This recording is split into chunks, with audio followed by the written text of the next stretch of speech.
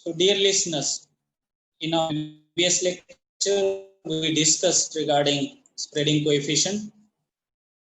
We have seen how important that spreading coefficient concept is to understand whether the spreading liquid will form film onto the surface of a sublayer liquid or will it remain in the form of drops. It all depends upon the forces of attraction between like molecules and unlike molecules, that is cohesive forces of attraction and adhesive forces of attraction. If adhesive forces of attractions are greater, then you will find that the work of adhesion will be greater as compared to work of cohesion, and value of S will be positive, which will be indicating that spreading liquid will spread uniformly in the form of film on the surface of sublayer liquid. Now let us move on to another important concept in surface and interfacial phenomena, and that is adsorption at liquid interface.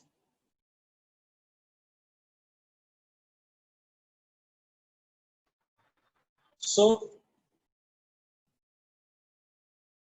adsorption at liquid interfaces is another concept to be discussed in today's lecture. Adsorption, we know that it is a surface phenomenon, and there are two different types of materials when they are added into the liquid. One kind of materials are there which have tendency to orient themselves at the interface, whereas another kind of materials are there which have ability to go into the bulk of the liquid. So the materials which are oriented at the interface or surfaces, what they will do, they will be pushing the molecules of the liquid onto which they are trying to spread or adsorb into the bulk of the liquid, decreasing the surface free energy and surface tension, because we know that surface tension is related to the number of molecules which will be there onto the surface. When the molecule which have been added have ability to orient onto the surface of the liquid, ultimately for orienting themselves onto the surface, what they will do, they will be pushing the molecules of the liquid inside the liquid, ultimately leading to the reduction of surface free energy and surface tension. The phenomenon where the added molecules orient themselves in the favor of interface or get adsorbed onto the surfaces is known as adsorption, or more correctly, it is actually termed as positive adsorption. The examples of these kind of materials are surface active agents. The name itself indicates these materials are very active onto the surfaces or interfaces. So addition of surface active agents will lead to reduction into the surface free energy of the system, or leading to the decrease into the surface tension. So as I said earlier, whenever you are facing a problem related to interfacial tension or surface tension, because of which either your mixing is not taking place properly, or even during the preparation of your emulsion or suspension, if you are finding difficulty for uniform dispersion of the internal phase with the external phase. At that time, this surface active agents or surfactant comes to our rescue. And that's why you must have seen during the preparation of emulsion and suspension, you have to use a very important excipient for getting a stable formulation. In case of emulsion, it is known as emulsifying agent, and in case of suspension, the agent which is being added is known as suspending agent. Both these excipients have the ability to orient themselves at the interfaces and reduce the interfacial tension. This reduction into the interfacial tension will ensure uniform interaction between internal and external phase, giving us a stable formulation.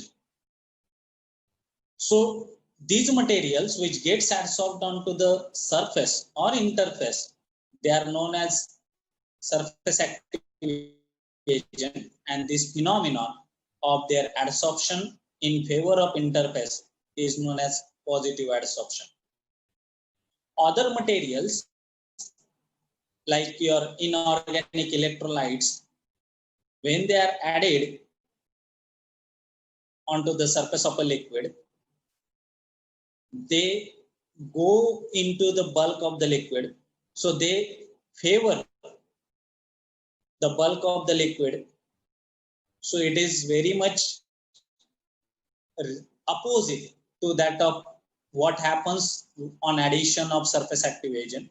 And that's why the phenomenon where the materials on addition partition in favor of the bulk is known as negative adsorption. The addition of these materials will lead to increase into the surface free energy and surface tension. So whenever you will finding the increase into the surface free energy or surface tension on addition of the electrolytes into the stable suspension or emulsion, the reason will be increase into the surface free energy and surface or interfacial tension. So these are the two materials which have opposite properties of each other. Surfactant decreases the surface free energy and surface tension, giving us uniform dispersion or helping us in getting proper mixing of internal and external phase.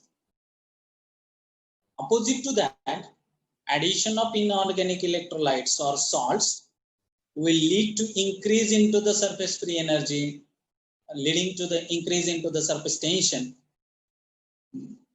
making us really difficult for the mixing of internal and external phase. So surfactants are really boon for the pharmaceutical industries because they have a very important role to be played in giving us a stable formulation. Now there are two important concepts in physics. One is known as adsorption and another one is absorption. Do not get confused between these two. Spellings are almost same. In adsorption, D is there and its mirror image that it becomes B comes as an absorption. But let me tell you, adsorption is a surface effect or surface phenomenon, whereas absorption is the bulk phenomenon.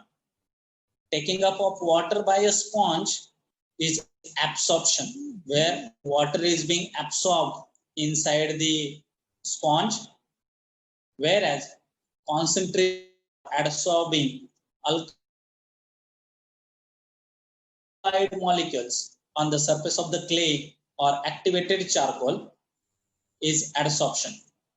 This adsorption phenomenon plays an important role in the treatment of poisoning. Whatever poison which has been engulfed, maybe accidentally, that case can be treated with the help of activated charcoal, which is well-known adsorbent. It can adsorb that poisonous substances onto the surfaces and nullify its poisonous effect. So I hope the concept between adsorption and absorption must be clear. Do not get confused between adsorption and absorption. So let us talk about the surface activation, the most important pharmaceutical excipient.